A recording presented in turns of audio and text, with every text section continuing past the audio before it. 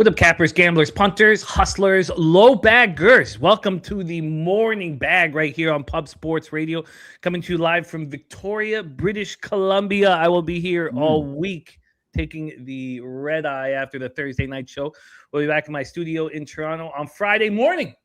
But we are here in Victoria, BC, and I'm joined alongside by our friend Jose Bouquet, back in business here on Pub Sports Radio. Jose, how are you, my friend? We're doing good. Is Victoria East Coast or West Coast? Are you right down the middle here? I am. See, we don't. Some of us don't know, Jimmy. We have to ask these questions. I'm on Vancouver Island. The most West Coast. As far West Coast as you can get. West Coast as you can get. Fair enough. Well, we've got a fun day of ball coming up here. Full baseball slate, some NHL finals, and I was paid out my Western Conference future yesterday as well. So that was a great time.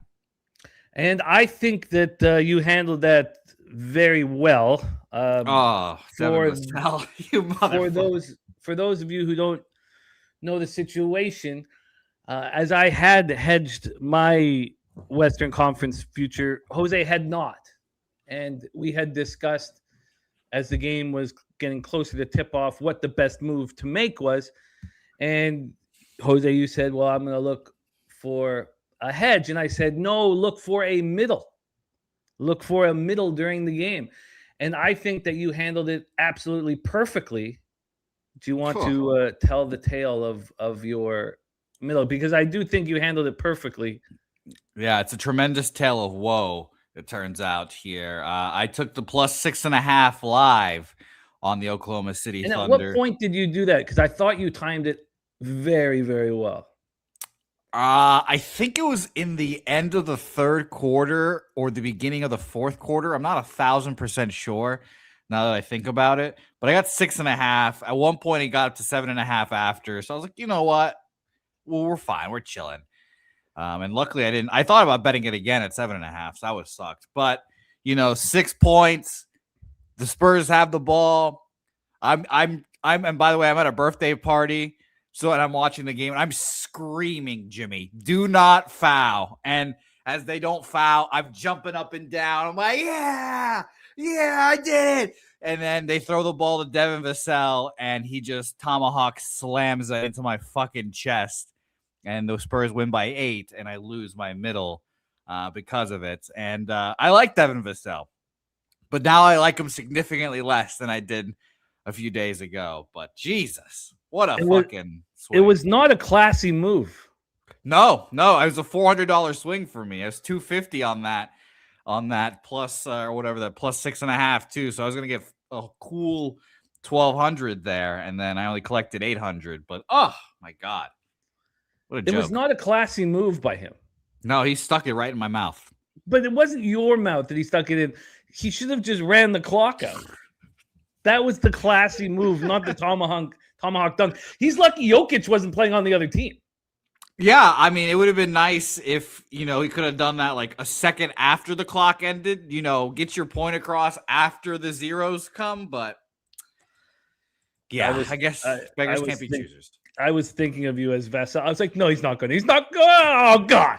I collapsed to the floor just screaming. Again, I'm in the middle of a party with like people I know. And only, it's funny, only I see these people when like there's a big sports moment going on. So they see me at my lowest lows and my highest highs. And I was definitely one of them. Even though I collected the 800, I was great. But like, yeah, I wanted it all.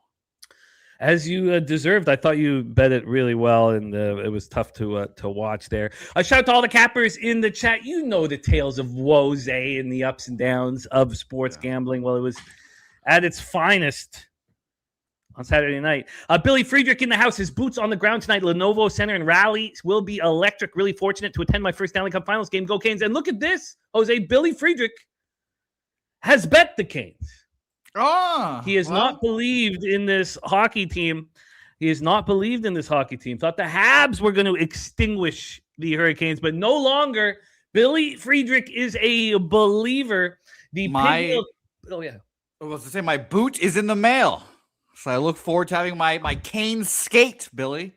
Yeah, it's too bad. When I go back to the studio in Toronto, I'll have all the Canes towels that our friend Billy Friedrich so graciously sent me. He also sent me that incredible White Sox hat celebrating the veterans and the Army and Navy. It's a great, great hat. Billy Friedrich, Pig Milk play of the day is the Hurricanes money line and Jackson Blake 1 point.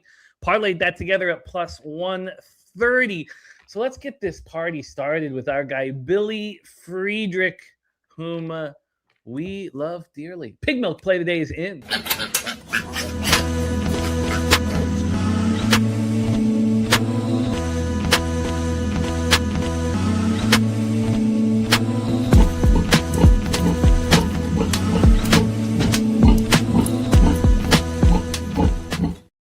We have Josh Witt in the house. He says, thank you for all the positivity and comments you gave me for my surgery. He says he's going to miss the show, but wanted you to let everybody know that he's getting ready to go. And he also says, Hutch, you're in my thoughts and prayers. So what a great, great guy Josh Witt is. Josh, we are thinking about you as you go into surgery, sending you all the positive energy and the healing energy, and looking forward for you to get out of this surgery in business, be back home and ready to cap with us. So thinking of you, Josh, and your shout out to our friend Dutch is very important. And our thoughts are with Dutch and his family. And it's a tough time for the pub family when our friend Dutch is going through this. So our thoughts are with Dutch and his family, and with you, Josh. Justin McKelvey stacks play day number 1. Padres Phillies over 8. I'm on the first 5 over. He's also on Gabby Williams, 15 points, plus 15 points at minus 115. Billy Friedrich, Pig Milk is in. Let's get this in here. Our guy Stacks is action. We already have from last night, Ron Crawford's spreadsheet play of the day is the Atlanta Braves. And Jose, I know we only have you now for another hour and 6 minutes, so you won't be able to rock the whole show with us, but you probably have not seen this. The spreadsheet play of the day from Ron Crawford is the Atlanta Braves.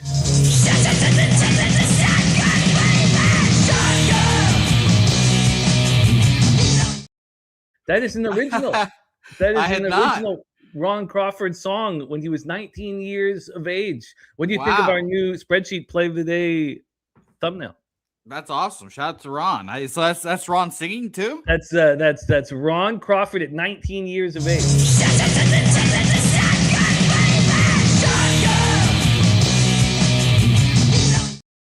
I need the MP3 file. I need that whole song. That's what I need now.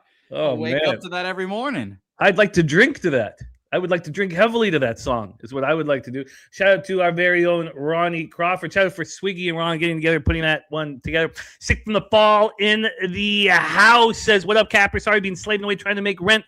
Let's get some money today. And he's putting out his prayers for Josh Witt. J-Dub in the house. The nuke worker ready to get down to business. And the nuke worker rolling with us here.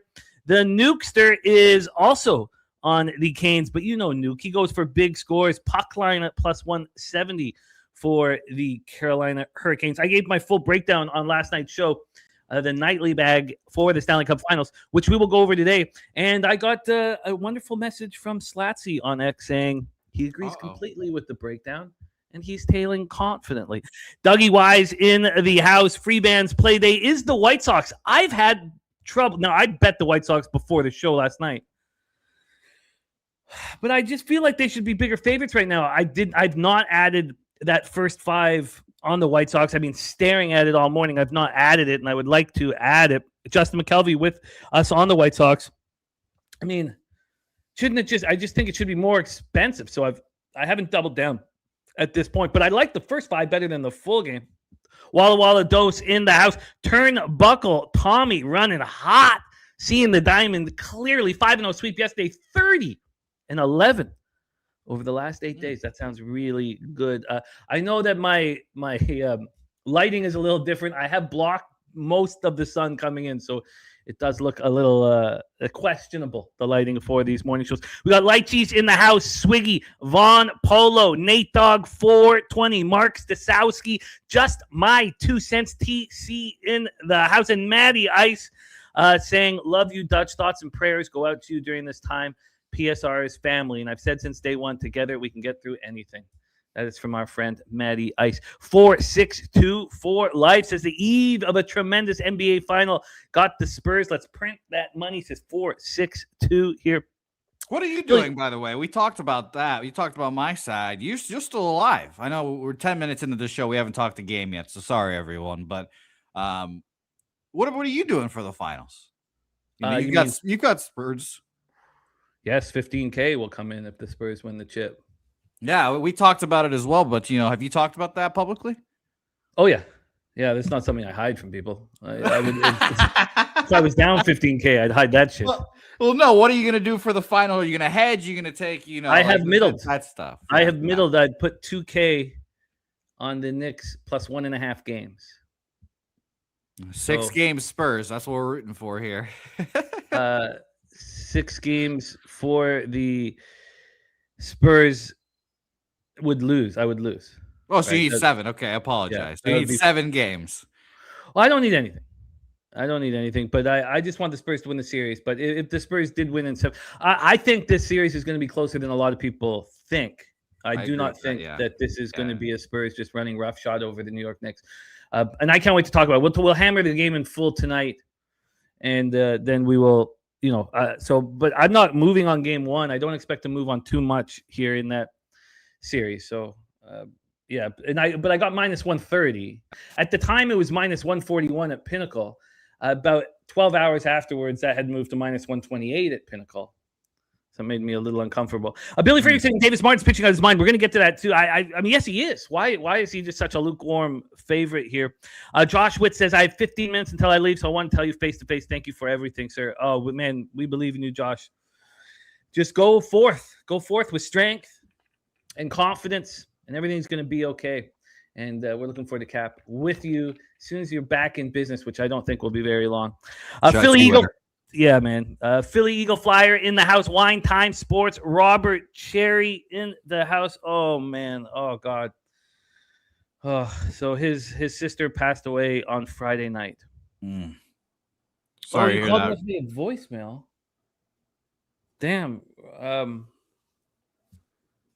Okay. Sorry. I guess I was flying to Victoria. Sorry, I haven't. Oh man. Okay, so it's a long flight, I assume. Long flight.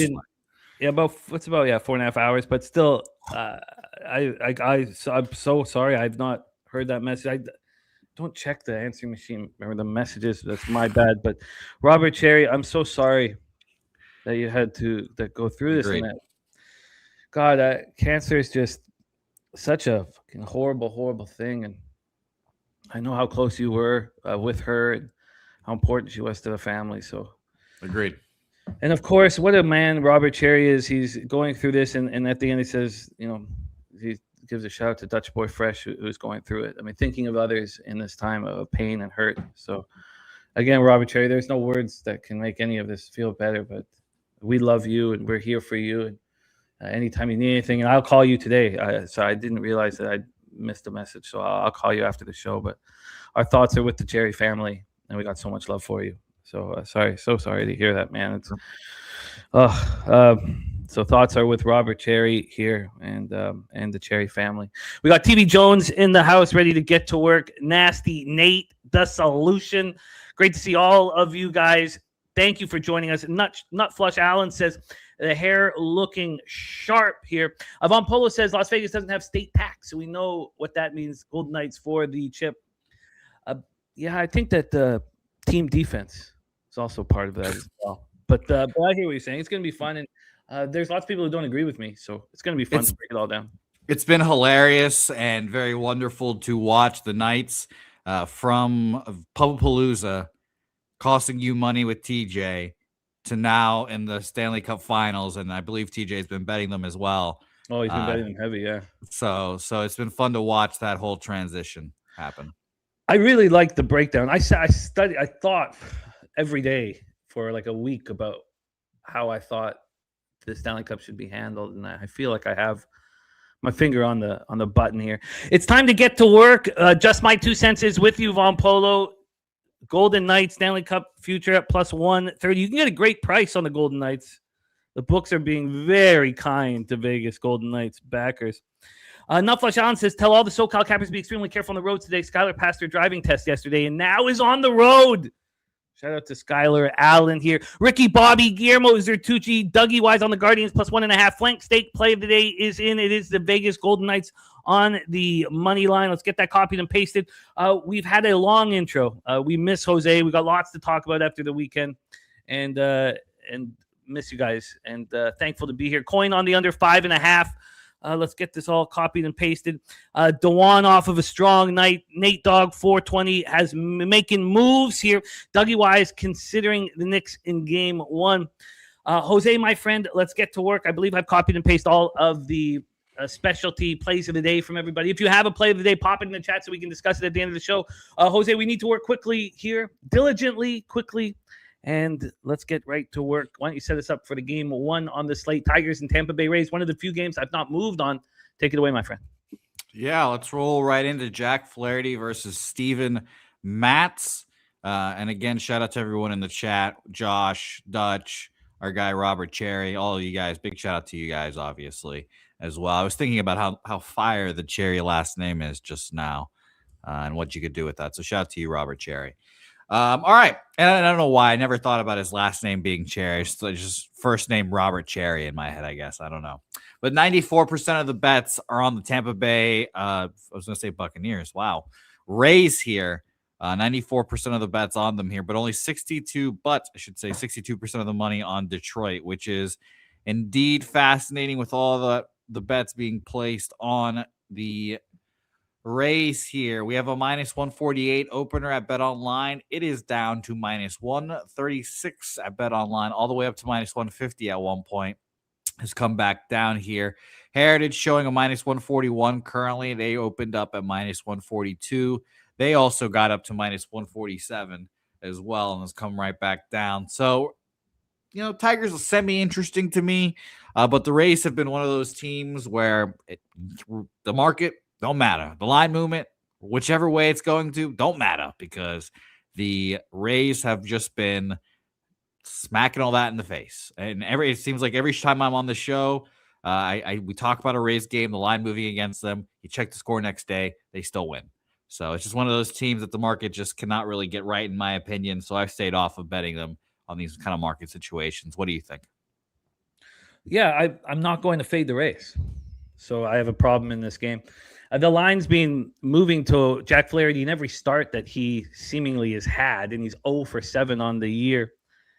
They just lose the games he starts. They have lost the last 8 games that he has started. The whole world's on the Rays. This line's moving towards the Tigers. You have Steven Matz, who seemingly has followed what Freeland has done in going on the IL and coming out a worse pitcher. We've seen Matz for 7 innings through 2 starts since he's come back from the IL. He had left elbow inflammation. And in the 7 innings, he's allowed 7 runs. He struck out 7. He's walked 4, allowed 10 hits. We have the bullpen statistics up there. I don't put too much into the fact that the Rays bullpen is imploded over the last 5 games, but I do put a lot into the last 20 games. Over the last 30 days, these bullpens are the same. They've both been terrible. AM says, I think the line movement is most likely due to Carpenter return to the Tigers. That's a huge line move for one player, I think. And we've seen it over and over and over again in these Flaherty starts. Look, Rod Wax has bet against Jack Flaherty in road starts on the money line versus good base running teams, averaging 0.85 or more stolen bases. Flaherty's team record since 2024, 0-9.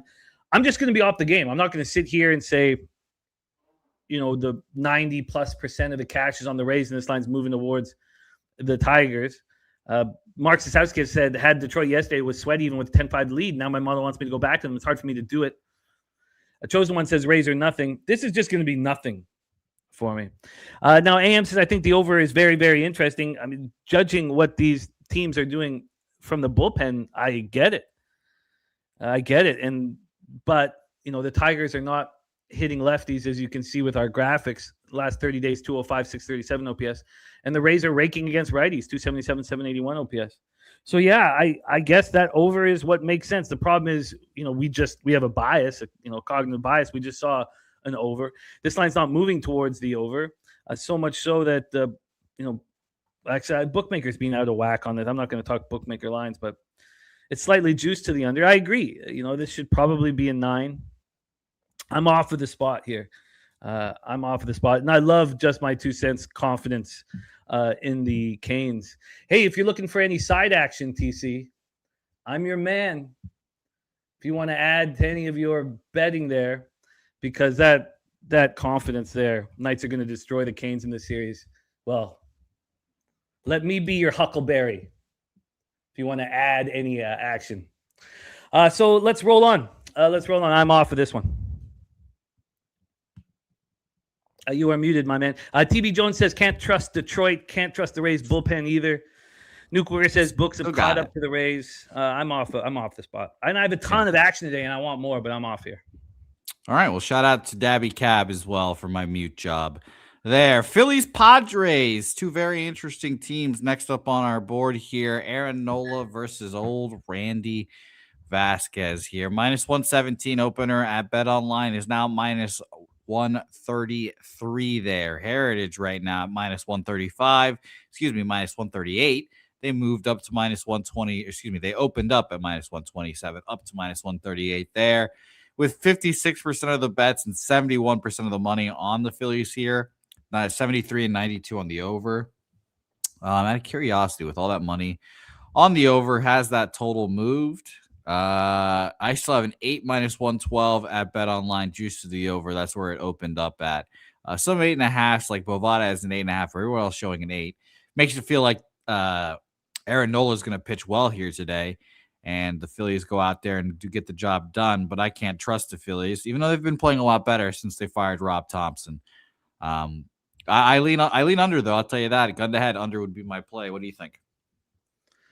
I mean, I get it from the market here, but I find it so difficult to believe that Vasquez and Nola are going to face the same opposition and then, deliver. Matty Ice says San Diego hitters are 13 for 84 career off of Nola, 154 average. I still find it so difficult to believe that they're just going to shove. Vasquez has a 6.20 expected ERA.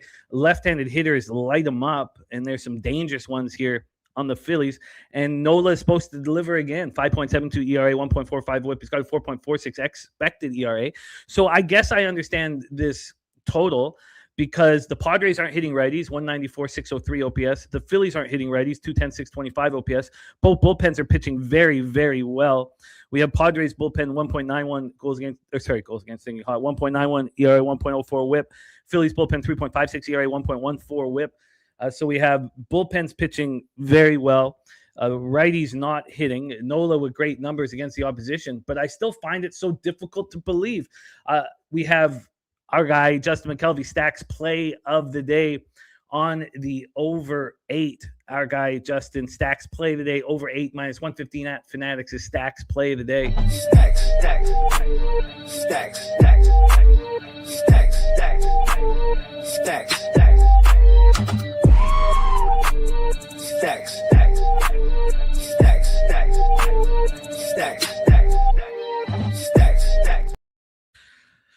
So I'm on the first 5 over 4.5. I do really trust these bullpens. Better Made TV in the house. Thank you for joining us. So I'm on the first 5 over 4.5. I'm nervous about the whole spot. I could see why we would back the Phillies. Just my 2 cents. TC play of the day is the Padres plus 110. Kristen Hess joining us. Great to see you, Kristen. Justin adding the first 5 over. AM saying Padres being chilling in Philly. Just got swept by the Phillies a week ago. Phillies traveling cross country. Padres spot. I'm going to copy and paste the action here from our guy, Just My 2 cents, right under his very confident Stanley Cup future on the Vegas Golden Knights. We also have Robert Cherry's action. He likes the Canes to win the Cup in 5. I've got to copy and paste more action here because we got Philly Eagle Flyers action here. And then we got Robert Cherry's Take It to the Bank parlay of the day. Let's get that copied and pasted. It's actually the parlay of today and tomorrow because you got the Knicks in there, and that pops off tomorrow. Stanley Cup Finals tonight, NBA Finals tomorrow. So it's just the first 5 over for me and nothing else. But I can understand both sides of the equation. By the way, when we get to the Ballpark Pal expected, combined effect with the stadium and the weather at Citizens Bank, it's minus 5%. So this has been moving all over the place. When I first looked at this was minus 2% runs. When I refreshed it before last night's show, it moved to 8% run, minus 8% runs. And now it's minus 5% runs, minus 6% homers, minus 5% doubles and triples, minus 3% singles. First 5 over for me and nothing else. Jose, why don't you set us up for the next game as I will keep. Oh, and Rod's White says bet on San Diego road games on the money line after a loss. San Diego's record during 2026, 8-1. Philly Eagle Flyer on the Phillies and the over. And I'm ready to roll on. All right, let's talk about your Boston Red Sox coming off of a series victory, a very rare one, against the Baltimore Orioles here, beating the Guardians. It's because they're built just like the Guardians, guys. They're going to beat all these AL Central teams because they're all the same. And the Red Sox are being built like an AL Central team now. And that's not good. Wow. Red Sox versus the Orioles here. We've got Mr. Shane Baz, like I said. Don't whisper to Helga, by the way. That's not going to arouse her at all. That's just fucking horrifying whispering. If I hear that whisper, and when I'm like half awake, half asleep, I'm punching. Like I'm just gonna punch. So. My dance moves are actually what arouses Helga. Shout out to Helga. Shane Baz here, the old Wizard of Baz, back in our lives here. Shout out to him, and by the way, shout out to the graphics as well. Shout out to Swiggy putting those graphics up there as well. Very nice, very nice. Hey, baby, does this feel good? Hey, baby, how does it feel when I kiss you right here? And when you say that, it makes it feel like Shane Baz is talking. It's the Wizard of Baz in his voice. Well, now I'm completely derailed, Jimmy, because I'm only thinking about my whisper voice here and my yellow picket fence teeth. Both pitchers have been pitching well last 2 times out for Shane Baz. He had a back-to-back against Tampa, pitched well, like the graphics said here, and Connolly early. 7 innings of great ball against the Atlanta Braves as well. So I believe and trust in both pitchers, but it's very interesting. Well, I don't believe in Shane Baz, obviously, as much, but it's very interesting that we're getting 72% of the bets and 77% of the money on the Boston Red Sox here. I think that's a little overwhelming or a little overblown, in my opinion. That should be not at the case. We have a minus 145 opener, and it's come down to minus 135. Even got down to a minus 128 at BetOnline, came back up to minus 135 here. I honestly, I would lean Orioles here personally. Minus 132 at Heritage is minus 138 now for the Red Sox. So some books are moving it up here. But I don't trust the Red Sox bats, as I've told you guys, like every day this year. They got a day off yesterday, so the bullpen should be ready to fire. But like Aroldis Chapman hasn't gone. He went the day before yesterday, and then he hasn't gone after that since like 10 games. There's never games that they're up. They don't really need him. I expect him to be traded, by the way, so that'll be interesting. But I lean Orioles here. I like Connolly early. I just think the Orioles could get hits off of Mr. Connolly early here, and the Orioles against lefties. I'll give you guys some updated stats here. We'll say the whole month of last month, and they use the 2 days to today. Orioles against lefties are 28th, 72 weighted runs created plus in baseball. And if you want to shorten it to just half a month from the 17th to the 2nd there, they are 64 weighted runs created plus. So they're going to have to pray that Colin Early doesn't pitch 7 innings again today. But I leaned Orioles, maybe an under even in this game. What do you think, Jimmy? Wow, the first 3 under I was staring at. Now, first off, it's very important for everyone to know, and I love the bullpen stats here that Swiggy has fired up, but it's important to know that TJ's play of the day is the Boston Red Sox. He's 3-0 with his plays of the day. Excuse me, he gave it to us last night. So the play of the day from TJ is the Boston Red Sox. I've been looking at this first 3 under for almost 24 hours, and I haven't bet it. And the first 3 under 2.5, when I looked at it, and because I'm on the West Coast, so I'm not waking up nearly as early. I was up about 5:30 out here, but that's like 8:30 out east. When I looked at it, it was as soon as I woke up, it was the first thing I looked at, and the first 3 under 2.5 was minus 135. It has moved, Jose. It has moved. What do you think the line is now? Well, the way you're making it sounds like it's gone down, but my normal assumption would have been minus 150. It's gone down, like you could tell. It's now minus 120. A 15-cent move in the 2 hours towards the under, or excuse me, towards the over. You know what you should do, Jimmy. You got to bet the over at that point. I probably should.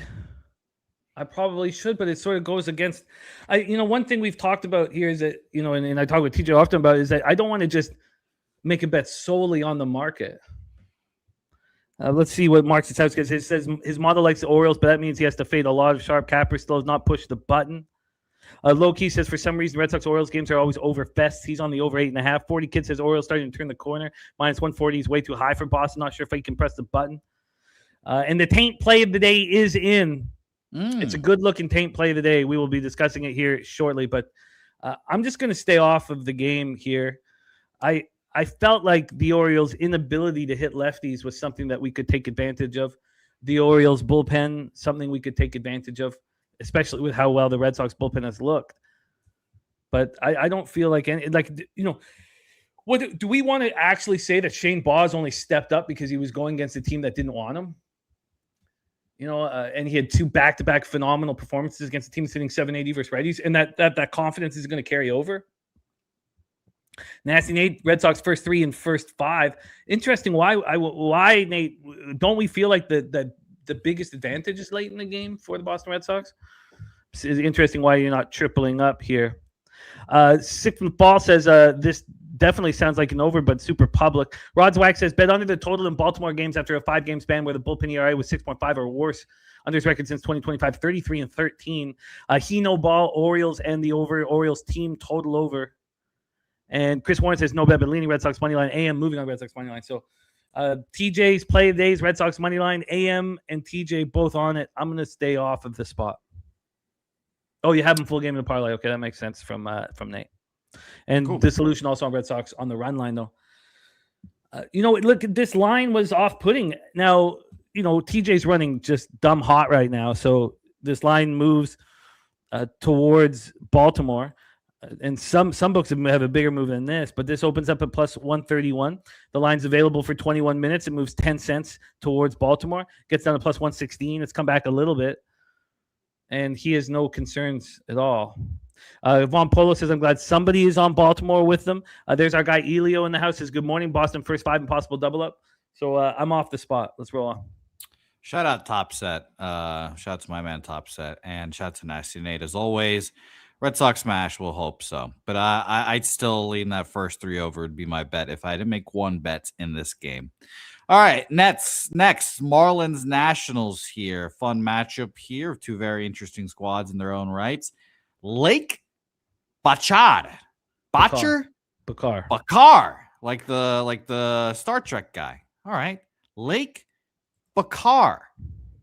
What an interesting name here. He is only opening for Ryan Gusto here, according to RotoWire. So make that note of what you will. But Lake Bakar in the mix here. 2 innings, 1 inning. He's gone 3 innings once in the majors, but he's been in the majors for a little bit here. So we'll see. 2 innings, 4 hits, 3 earned runs, 2 home runs allowed at the Mets in his last appearance on the 30th of last month there.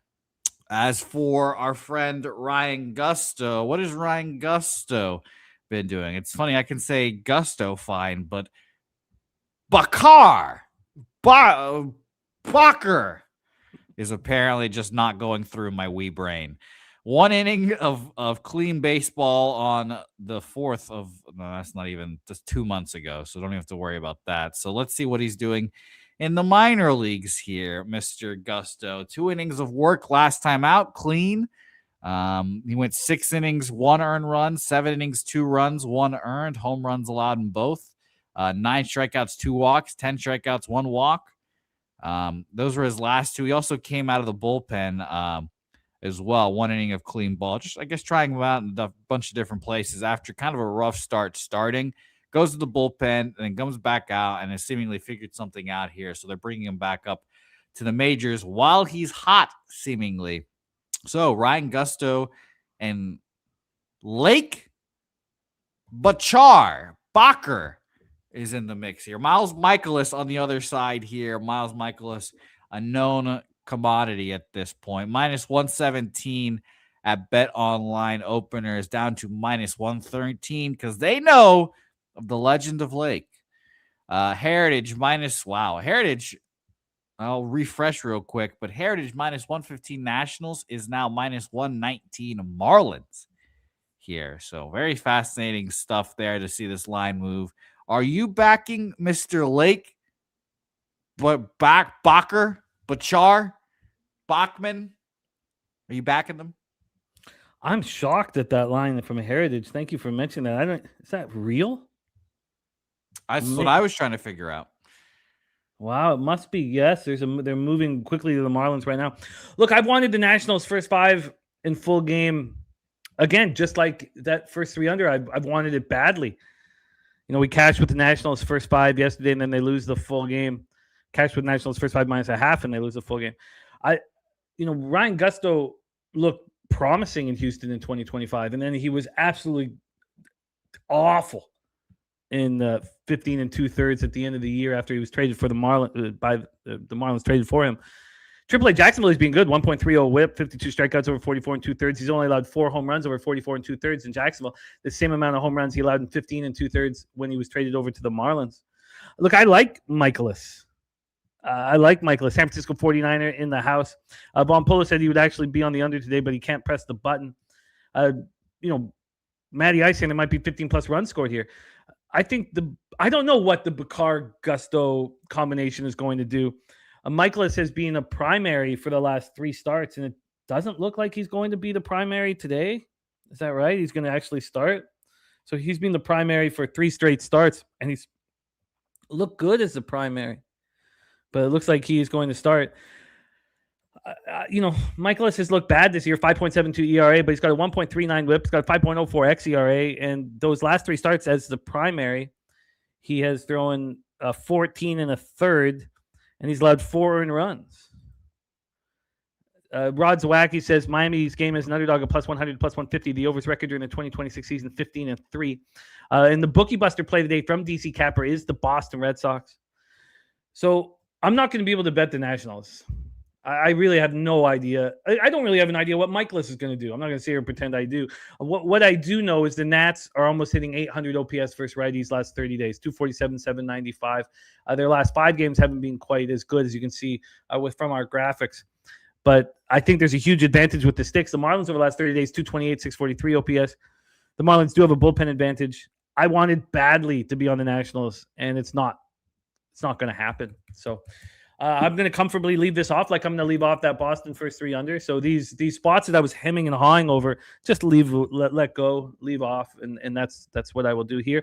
But I will copy and paste the bookie buster play of the day from our guy DC Capper, and I'll put that on the list. Please send us your plays of the day. Send us your plays of the day. Jose, let's roll on. All right, let us roll on indeed here. We've got Cleveland Guardians, New York Yankees here. Cantillo versus Schittler here. And God. Jose, as you roll into this breakdown, it's important for you to know.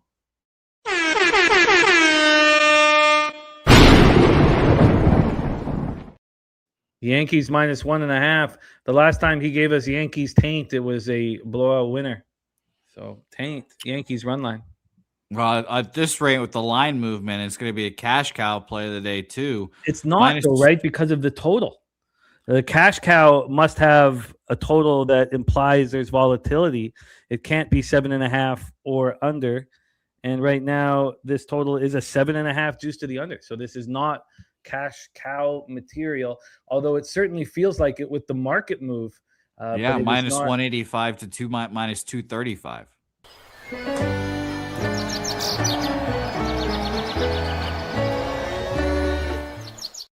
Again, the total is too low for Sweet Sweet Cash Cow, Jose. Well, shout out to Swig, who's not Swig, Spooner, I should say. Excuse me. Shout out to Spooner, who's never seen a brown cow before and was shocked to see it at that moment when we first saw this. How the hell is that possible? You know, Swiggy didn't think that was a real cow. You know, what can you say? Or Swiggy? I keep saying Swiggy. Swiggy, you're on my mind. Shout out to Spoons. How's a Spoons seeing a brown cow, man? I don't know. Jesus Christ. I'm gonna have to ship him one, a baby calf. I would love that gift if you're shipping them out. I would love that. Helga would also really like that. The splits here on Wager Talk are a little messed up. So I'm just going to say 50% of the bets are 53% of the bets on the Yankees here, but 89% of the money on the Yankees. The line has moved tremendously. The Guardians just got their ass kicked by the Red Sox in back-to-back games. They can't hit. It seems like. So I lean with the taint minus 1.5, but no action for me here. Well, I understand the idea behind this. What's the shipping on it? It's not a cow. I'm sending a baby calf, man. Yeah, way Rod, too heavy. come on. Way too heavy. You got to send a baby calf. I should probably just deliver it personally, you know. But you're going to after the Spurs win the finals, and you're going to come down to the parade. I don't think you can take livestock over the border without some sort of. I would have to pick it up. I would have to pick up the baby calf as soon as I got over the border. Yeah, well, good thing you're coming to Texas. We got plenty. And like Topset says, everyone gets a calf. It's like Justin hasn't seen it, a baby cow or brown cow either. You've never seen a brown cow? Jesus, this is nuts, man. But let's not get hung up on this. As we just go to Dabby Cab's house, guys. Everyone, just go to Dabby Cab's house. You'll see all the cows. Don't want to see a brown cow? Come with the look. I think that there's things that you can emphasize in this. The Yankees are hitting 299, 897 OPS versus lefties last 30 days. Nobody's hitting lefties harder. Major League Baseball teams are hitting lefties quite a bit harder than they're hitting righties. You have this looking at the graphics here. The Guardians aren't hitting righties at all. So you have Schlittler, who has not allowed more than 2 earned runs since April 12th. So that's going back, 8 starts? But these aren't all winning starts. They haven't. Look at the amount of runs they have delivered for Schlittler in these starts. So they scored 4 runs for him on April 17th. This is full game. They scored 4 runs for him on April 23rd. April 28th, they scored 3 runs. May 4th, they scored 12 against the Orioles. May 9th, they scored 4 runs. No, scored 3. That was a loss. Excuse me. And then May 15th, 5 runs. May 20th, they scored 1 run. And then last Tuesday, of course, they absolutely annihilated the Royals 15-1. You know, I had some concerns about the price on the first 5 -1/2 in the full game -1 when this line was minus 185, 190. Now we're all the way up to minus 240. And Trutel is saying that he had brown cows on the farm. There's no brown zebras, man. We have no zebras in Canada, man. There ain't no zebras. Top says books priced this out. That's how I feel about this. And Bobby Johnson says City Slickers haven't seen a brown cow. There's my man Chill Will in the house. What up, Chill Will? So with all this being said, Bruce Cotney on Cleveland plus 1.5 says Cleveland's being a cash cow as the dog. You know, I get it. I get I could be on the minus 1.5 here for the Yankees, but with the 7.5 juice to the under, they're implying that there's low volatility. So I'm gonna have to stay off the spot. I'm enjoying the cow talk right now in the chat. That's what I'm really diving into right now.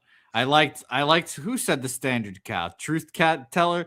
That's you know, like your gen model cow there, you know. Brown cow's a standard cow. It's the standard cow.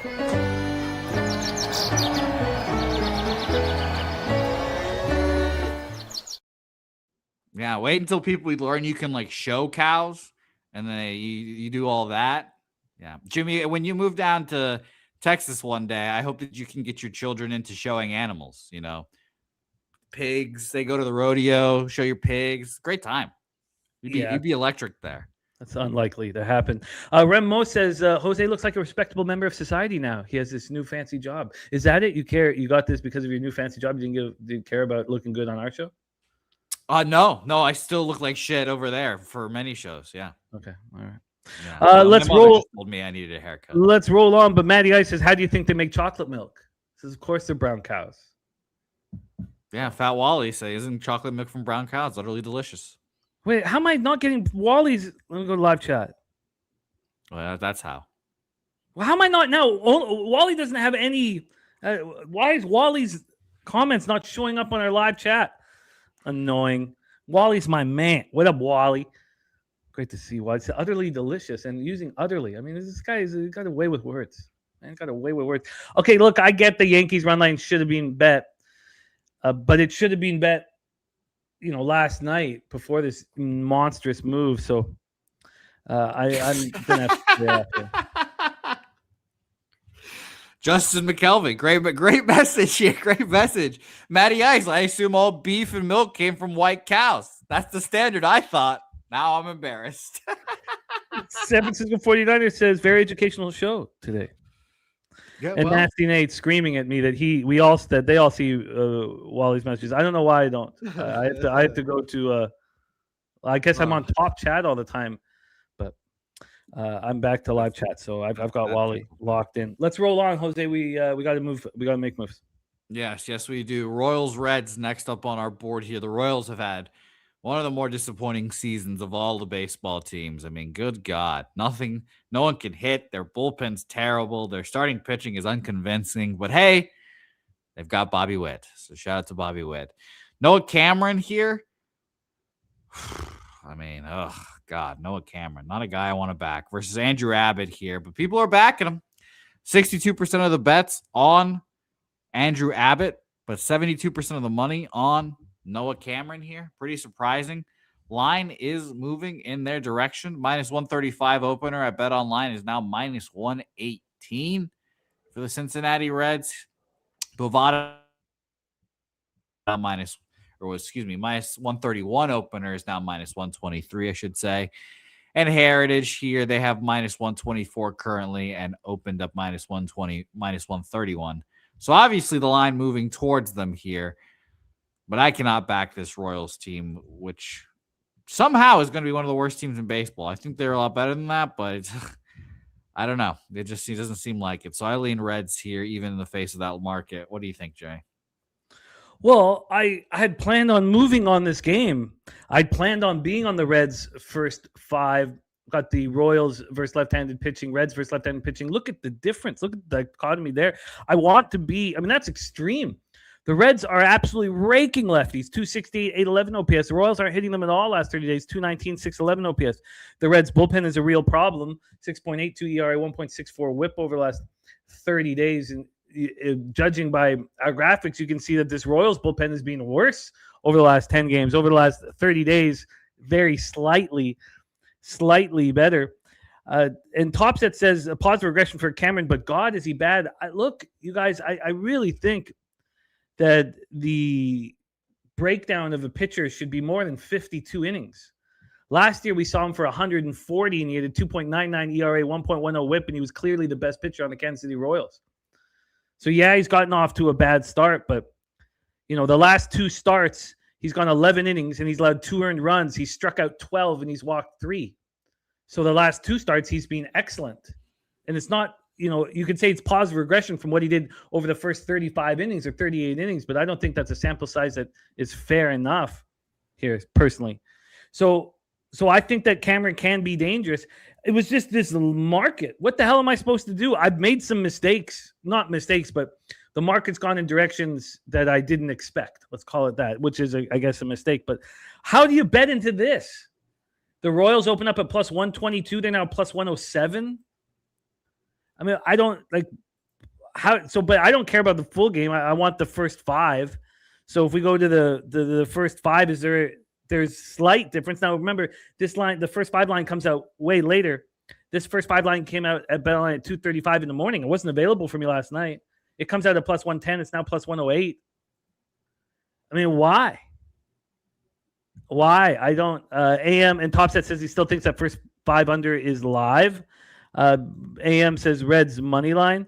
Dougie Y says Reds first 5 looks appealing, but I want to back Andrew Abbott. If we look at these two pitchers here, Noah Cameron has a better expected ERA than Andrew Abbott. Now, Andrew Abbott had the same issue as Noah Cameron. He got off to a terrible start, and Andrew Abbott's been excellent for the last few starts.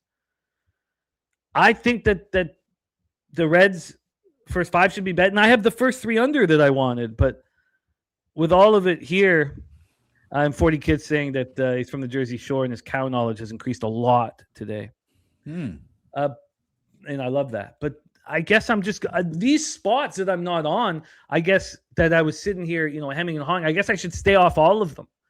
There's reasons why I didn't bet it, and I can't bet into this market with confidence at all. Why don't we just quickly go to Penny and just see what the price difference is now? I can't log into this account out here in Victoria, but let's just see what this price difference is, because, or is it even up? Yes, it is up now. So they have the Reds at minus 118, and first 5, the Reds are minus 128. That should be enough, I guess. Okay, how about this? I'm still very interested in the Reds first 5. I'm going to be hosting the closing line today at 5 p.m. Troy Torrance is on the road. I'm going to be hosting it, and all I'm going to do is go over the rosters and the line moves. We're not going to rehash all of the stuff that we've done in the first 2 shows, but so I'll just leave it right now. I have interest in the Reds first 5 still, and but I'm not betting it after the show. All right, fair enough. Let's roll on. Braves, Blue Jays here. A series that means a little more to old Jimmy the Bag here, with old Alex Anthopoulos doing his damn thing again here. It doesn't matter as much anymore because Atkins and Shapiro got the Jays to Game 7 of the World Series. So, I mean, the complaining should stop, even though Anthopoulos came up from the Montreal Expos. He controlled the fan mail department. I mean, how do you not cheer for a guy who becomes one of the most powerful people in Major League Baseball from the fan mail department? So easy to cheer on. By the way, I think you're right, Robert Cherry. It looks like there's volatility. It's gone from 8.5 to 9. But one of the things about that, Robert Cherry, is I think that these pitchers are both much stronger than their statistics indicate. So let's roll on. Keep the breakdown. I'm looking forward to hear it. Gausman versus Bryce Elder, a fun pitching matchup and an even bigger blind movement here. And it just happened, this gateless line movement. Minus 125, it opened up at, got 27. And then about, less than 10 minutes ago, it went from minus 123 to minus 113 for the Atlanta Braves here. Yes. So the line is coming down to Gausman here. Heritage still has a minus 121, but they have a minus 127 opener and was minus 130 there. Bovada, which is notoriously heavy-handed with their favorites, minus 133, now minus 119 down there. So the lines are definitely moving in that direction here. 67, again, these splits are getting worse by the day, unfortunately. 67% of the bets, and it seems like 73% of the money, or I should say that backwards, excuse me. 67% of the bets on Atlanta and 73% of the money on Toronto here. So fascinating in that aspect. A lot of people were on the Braves, and it seems like the more people are coming in and betting the Blue Jays. What do you think, Jimmy? Well, I was told by our friend Elio, and someone else was against me. Was it TJ? Someone else was against me last night. And I am on the Jays first 5. And I could have got a slightly better line if I could have used Pinnacle, but I got the minus 101. This big line move back to the full game is just, absolutely music to my ears. Jays gone from plus 113 to plus 103. And they're hitting righties. They're not hitting righties with much power, the Blue Jays are, compared to the Braves and what Acuna is doing. Jays versus righties, 255, 706 OPS. Braves versus righties, 259, 759 OPS. The Braves bullpen's being spectacular. The Jays bullpen's being good. quite good. Now, not over the last 5 or 10 games here, and look at what the Braves bullpen's done over the last 5 or 10 games. Braves bullpen over the last 32.67 ERA, 1.01 whip. Jays bullpen 3.53 ERA, 1.25 whip. Here, look, Gausman is being spectacular. And it's not just being at home. He had a road start at the Tigers. That's part his last 3 starts. He has gone 17 2/3. He's allowed 2 earned runs. He's struck out 18 and he's walked 3. Bryce Elder has been great all year, and he finally got slapped up. May 27th, 5 earned runs, 6 in total over 3 1/3, 9 hits. That was the game against Connolly early. We all moved on the Red Sox. For me, it was just like market. It was only really the market that got me there. It wasn't really the X and O's. But I think that Gausman first 5 is a great, great spot here. The price difference was pretty big. I'm not signed in on Penny, so it may be a little behind, like 30 minutes or something behind. But they have the Jays plus 103 full game, and now first 5 they're minus 105. So I'm in business, man. It is the Blue Jays first 5 for me, backing Gausman to continue his excellent play. 3.13 ERA, 3.44 xERA, 1.09 WHIP. I think he's the real deal, and I think I have an advantage on the mound. We're talking 5 innings, so for me, it's Jays first 5. Let's roll. All right, Jays first 5 for old Jimmy the Bag. Let's go to our next game, which is the mighty Chicago White Sox versus the Minnesota Twins, and perhaps the most interesting line of the day. Davis Martin has been pitching like a Cy Young candidate all year, and he opened up at, I've lost this fucking game. There we go. Minus 110 for the White Sox on the road, now up to minus 118, which a little more believable. I personally would have put this at minus 120 opener for the White Sox on the road. I get it. It might be a little cheap, but it's still the White Sox on the road. By the way, they're second best team in baseball, or I think it's second best team in the American League record-wise. So that's pretty crazy to see. Shout out to Billy Friedrich. Everything's coming up Billy Friedrich. I lean Twins, though, because of the fishy line opener. I thought this should be, like I said, a little higher. It's getting there, sure, but Connor Prelip's not terrible.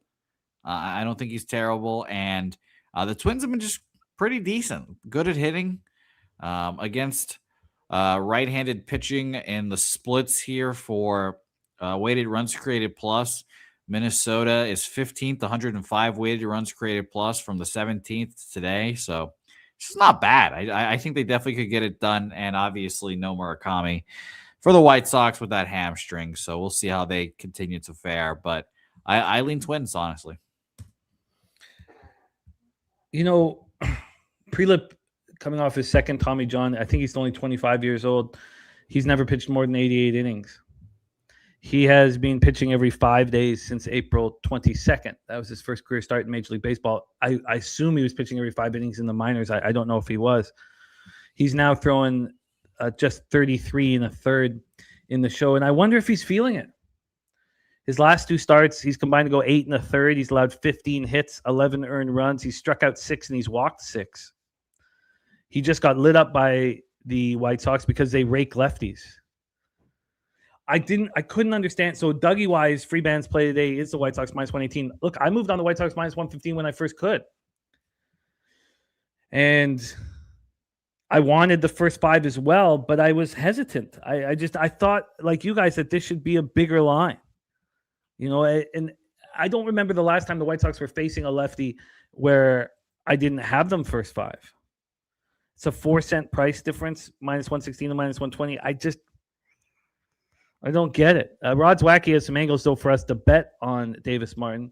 Justin McKelvey has moved on the White Sox. Truth Tellers on Davis Martin, K's, and liking the White Sox. Siphon the ball liking the White Sox. So we don't see anybody on the other side. Low Key says the book's underpriced the Sox yesterday, too. Rod's Wacky says bet on Davis Martin on the money line when his team is off a loss. Martin's record during 2026, 6-0. Says bet on Davis Martin on the money line in all games. Martin's record during the 2026 season, 10-1. So I would like to add the White Sox first 5. I think that's still with, definite. Like the Reds first 5 is a little further off, but these other bets like the Nats first 5 in full game, the Yankees first 5 minus a half or more, the Reds that first 3 under in Royals Reds. Those are all going to probably stay. I'm going to stay off all of them. The Reds first 5 has a chance, but I do think that the White Sox first 5 does have a chance. Our guy Morgan Spooner is on the under in this one. On the under. So I have interest in adding the White Sox first 5. So I'll have this here. But shouldn't it be a little more expensive? Why isn't it more expensive? What my guess is, if I say right now it should be more expensive, I'm not going to add the first 5, then I'm sure the first 5 will cash and the full game will lose. But I just don't understand the price. And I think I should probably stay off. I think that should give me, I have a lot of action today. I got 15 bets in MLB. Why is it not more expensive?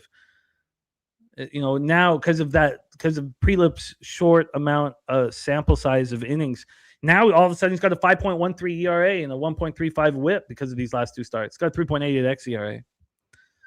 WY says maybe because they are on the road. Yeah. I mean, there's advantages that I see here everywhere. So, they are just 12 and 17 on the road. So I think that's fair. So maybe I'll sit with it for longer, but it's just that we know what the White Sox do against lefties. They smash them. And Spoons is on the under, so he expects Prelip to pitch well. White Sox versus lefties last 30 days, 265, 808 OPS. So I'll sit with it for longer. But let's roll on because next spot is very easy. Ask TV Jones, ask TJ, wake up and bet the Brewers. And if you do wake up and bet the Brewers, you're destroying these line moves. You should wake up and bet the Brewers the day before. But every day, bet the Brewers. Take it away, Jose. Yeah, they've been great. They've got a serious 1-2 punch now, which is very. And if they hit, they'll be solid. Postseason. So I'm excited to watch what the Brewers do at the very least. Coming up, Kyle Harrison has been a Cy Young guy this whole year. We will not talk about his previous team. We will just point and laugh at the team that drafted him, the San Francisco Giants. How could you let a project like this go, San Francisco? How could you do that? Having him for all that time, getting to know him, had him for multiple years and couldn't do nothing with him, and the Brewers take him in one offseason and mold him into a Cy Young guy? Couldn't be me in my franchise, right? Well, we'll see how the Giants fare today. I think there might be some hate in Kyle Harrison's heart tonight. There is minus 177 openers, minus 200 now at Bet Online here with 79% of the bets and 89% of the money on the Milwaukee Brewers here. Giants against lefties, by the way, in my half-month split. Pretty good. 140 weighted runs created plus, 144 weighted runs created plus. So that's fascinating to see. Probably Rafael Devers finally getting going, as he is a notorious late starter, is helping that. But I don't know. The line movement seems pretty convinced with the Brewers here. What do you think? Yeah, I'm all over them. I got the Brewers -1 at -123. I got the money line at -177 at Bet Online. And the run line at +125 at 365. So I got the -1, -123 nice and cheap. I got the first 5 -half, -116. I was late here. AM says Giants money line +178. Says he is as closer to Brewers -140. I get that, but I do think that it's important what Jose discussed, the psychological angle of Kyle Harrison wanting to shove.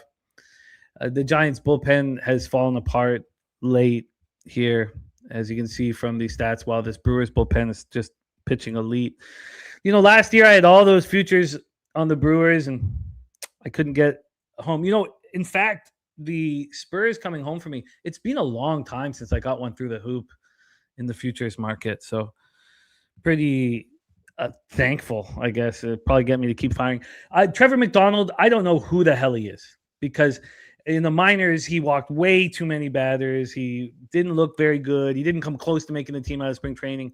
They call him up to the show because of injuries, and he's been really good. Had that one bad start at home versus the White Sox, but that was a nice bounce-back start in the 3-2 loss at home versus Arizona in his last start. Kyle Harrison is bet on. These teams do not have power.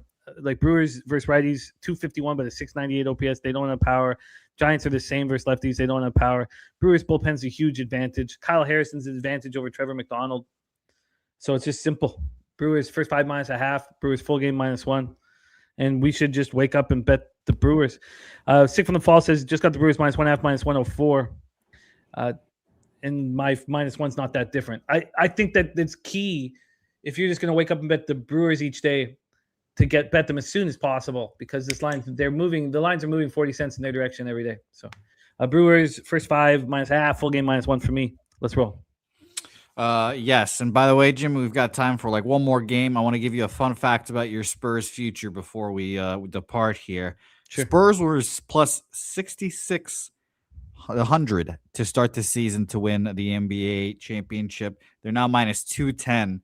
That would be the biggest long shot ever to win the NBA finals ever. Longest shot before then. Do you want to guess who it was? The longest shot before then, the Detroit Pistons with Rip Hamilton? No, it came after that. Came semi-recently. Oh. Within the last 15 years, I'll give you. Oh, yeah, the AM. Is AM right? The Raptors? No. Dougie Wise is right. The 2015 Warriors. Really? Yeah, 2015 Warriors plus 2,800. According to John Hewing. And this is probably MGM lines. So there's that. 2015, the Warriors with Wardell Curry's first year. Again, don't yell at me. This is John Hewing. Wasn't his first season? What do you mean? No, the first season of them actually being good.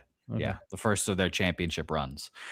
But yes, that is your fun fact of the day with your Spurs future there.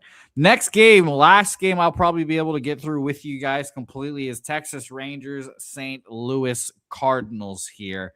We've got a fun pitching matchup here because we've got Nathan Eovaldi versus Dustin May, two pitchers I have had the pleasure of watching several times, unfortunately. Now, of course, in traditional Craig Breslow fashion, Dustin May gets traded from the Red Sox, and he's good now, I guess. I don't know. He's serviceable now. Wasn't he just signed? Was he actually traded? I thought it was just a free agent signing. I don't remember now. It was free agent signing. Okay, I'll try. Free agent. Just leaves and gets better immediately. And again, Craig Breslow is supposed to be a pitching guy. And it wasn't that expensive. He wasn't that expensive.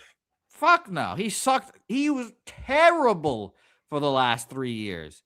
And now, 7 innings, 2 hits, 2 runs, 1 earned, 9 Ks, no walks against the best team in baseball, arguably the Milwaukee Brewers. Pirates before then, 5 1/3, 6 hits, 4 earned runs on a home run.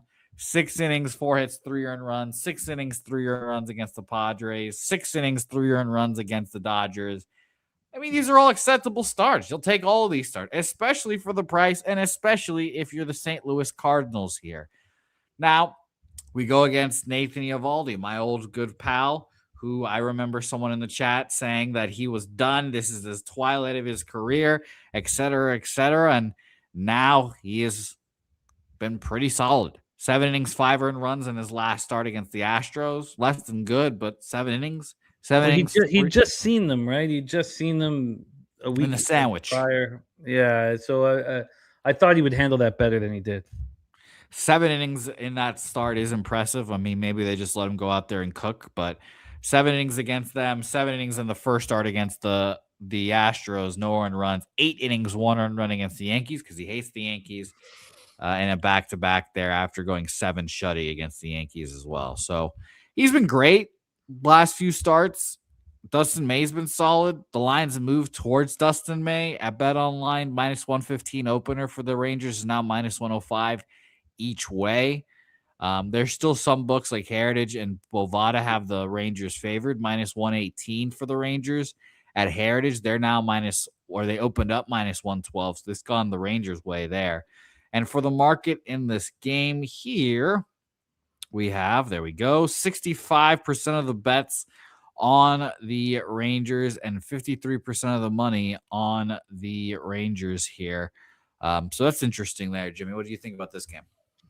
I've tripled up on the game. I don't I don't think Dustin May is going to pitch poorly here. I don't. I'll have it in my notes, but I've got my action up in my. I believe he only threw 87 pitches in that spectacular start last out against the Brew Crew, which we got paid in full on. Man, God, we make money. We made money live betting them at plus 140 on the Brew Crew.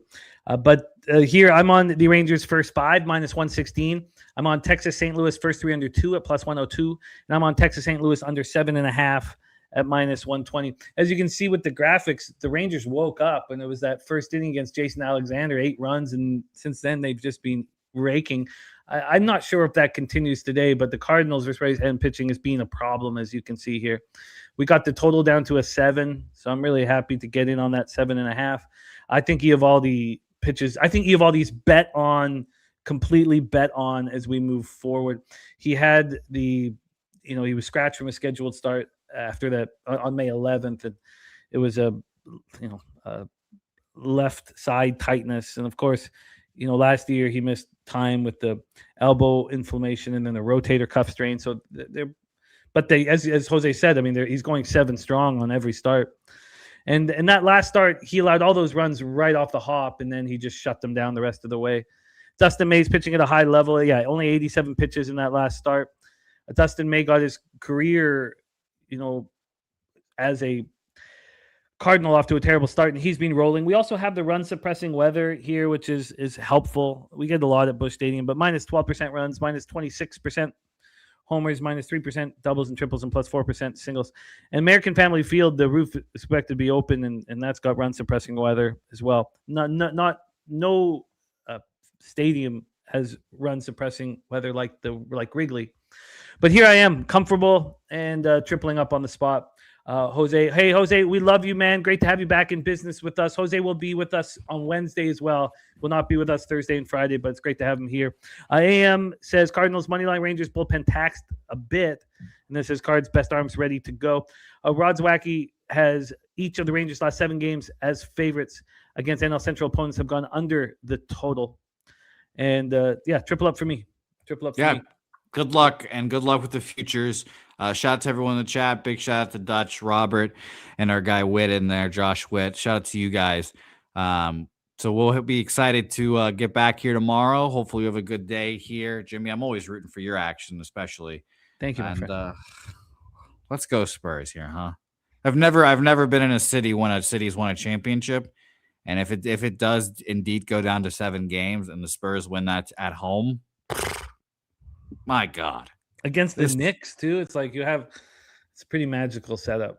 Yeah, all the old people are like, 1997, we did this already. Ha, ha, ha, 99. Yeah, That's all old people talking about 99? Well, Jimmy Yak, welcome. Welcome to that fraternity. Thank you. That's kind There he goes. Young Jose Bouquet off to a destination unknown. Yeah, Domo, we don't know, man. I'm not sure what the plan is, but our thoughts are with Dutch and Dutch's family, and so I don't know what they have planned now. It's so I don't know. But God, that show is so good. So they'll be back in business at some point, and and it's so funny. We finally get this daily session every day, and then it's gone, or we're worried about being on, and something's missing from our day heavily when we don't get to see them every day. Sick from the Fall says, "Are the Canes a good bet today?" You said, "I think they're a spectacular bet today." We will talk about it here in a second. I think they're a great bet. But let's roll on. We got to move a little quicker here. We are having some fun today with Jose, so let's roll. Next spot on the board for us, 8:05 p.m. Eastern, Athletics Cubs. I love this spot. I love it. Now I have a penchant of a problem with overvaluing weather, and our guy Spooner believes that not only, and he wasn't even talking about me because I wasn't even on the under at the time, but that the books are overvaluing the run suppressing weather here, because Tyon has been absolute trash. He's been so bad. But I've moved on 2 different bets in this game. The bet I like the most is the Athletics first 5 at plus 110. And this is not a fade of Tyon. This is backing Gage Jump, the number 3 prospect in Major League Baseball. And we'll go over what happened in that first game. I also added the under 7.5 at -110. I'm curious to see what's going on there. Oh, Domo, not selfish if you ask at all. You love Dutch and Cab. That's all. You show you love. That's all. You just love the show. I mean, don't feel that way at all. No, it's not selfish if you ask at all. And then if they were live, it would give you a chance. Everybody a chance just to let Dutch know in person, how much he means to them and how we've got his back. So don't feel that way at all. Don't. That would. I don't think anybody would take it in that way. You love the show, and that's all it is. You're supporting them. But here, I'm on the under, and I'm on the A's first 5, and I want to touch on the A's first 5 here. First off, though, I would like this total's now -120 to the under at Bet Online. You can get it at -115 at some spots. The A's bullpen is questionable. It has been questionable of late. The Cubs bullpen is stepping up in a big, big way. Hino Ball says the Cubs can't hit. And Hino Ball says, A's, give me the homeless here. I just want to touch on Gage, and then we'll move forward because we're running a little long here on the show. So let me say that Gage Jump in his first start. So Jonah Tong is pitching today as well. And Jonah Tong has electric stuff, but he can't go deep into games, and he's now had 2 starts, Jonah Tong, and he's not allowed to run, but his expected ERA is 3.99. If you look at Jonah Tong's 2 not starts, I think he was a primary in both, but 2 opportunities to pitch, the BABIP that he's had is 150. 150. So he's been very lucky. Look what happened to Gage Jump. It was his first career start. He was coming off the best 2 starts of his minor league career. And that's why I wasn't backing him. TJ took it one step further. He faded Gage Jump, which was a very smart thing to do. I think it's very uncomforting coming into your first MLB start off the best starts of your life in the minors. It sounds like it should be a perfect situation, but I don't think it is. I think you want to be nervous and question. You don't want to go in overconfident. But they had a 500 batting average with balls in play in his first start against Gage Jump. I think Gage Jump is excellent here. And again, we talked about those 11 shutout frames, 15 strikeouts, 1 walk in those 2 starts before pitching in Major League Baseball. So I'm here on the under. I'm also here on the A's first 5 at +110. Let's just take a quick look at price difference here for the A's, so I can feel good about it. I do think that the A's bullpen will be a problem at some point. We have the A's +114 at Pinnacle full game. First 5 +110. I couldn't bet it at Pinnacle. I bet online. Then from a total standpoint here, we have this total 7.5 -109 to the under. So you can still get everything that I got. I mean, I didn't beat any line moves or anything. Robert Franklin talking about the Cubbies versus left. I mean, the Cubbies just, aren't hitting. They're hitting. So I think we're fine. I think Gage Jump is going to be excellent here. I think we see a phenomenal performance. I really do. I think Gage Jump shows everybody why he's so highly thought of, and he just had some bad luck in that first start. So let's roll on. Next spot on the board, Pittsburgh Pirates, Houston Astros, Bubba Chandler versus Mike Burrows. So TJ brought to the table Mike Burrows' inability to get lefties out. And I'm a Mike Burrows believer, and I was like, really? Is he that bad versus lefties? Because last year, he got lefties out easy. It was righties that hit him a little harder than lefties. This year, it's the opposite, as TJ smartly pointed out. Burrows has been destroyed by lefties, and that is a problem. In saying that, I want to fade Bubba Chandler. Now, I wanted to double down fading Bubba Chandler. Bubba Chandler it feels like he's questioning himself, doesn't trust his action. This total opened up at 9.5, which is so high. So yeah, it moved down to 9. I don't put too much into the fact that it moved down to 9. And then on the money line here, we've had no movement. Astros sitting here at -110. There was a slight move towards the Astros to -114. Now we're back at -110. Be curious to see where the cash is for this spot here. Let me see if I can pull it up. Is this not working now? Is this the odds page down?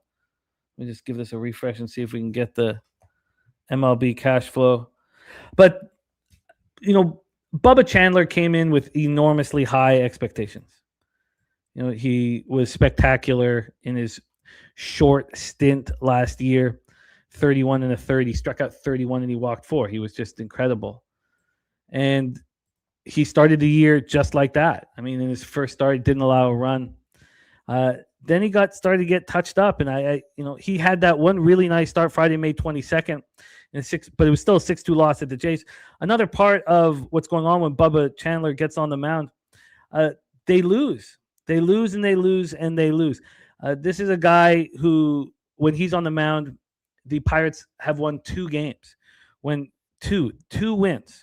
These they lose 5-0 at home versus the Padres, 7-6 loss at the Cubs, 6-1 loss at the Rangers, 5-4 loss at home versus the Cardinals, 9-0 loss at Arizona, 7-6 extra inning loss at San Francisco, 6-0 loss at home versus the Phillies, 6-2 loss at the Jays, 10-4 loss at home versus the Cubs.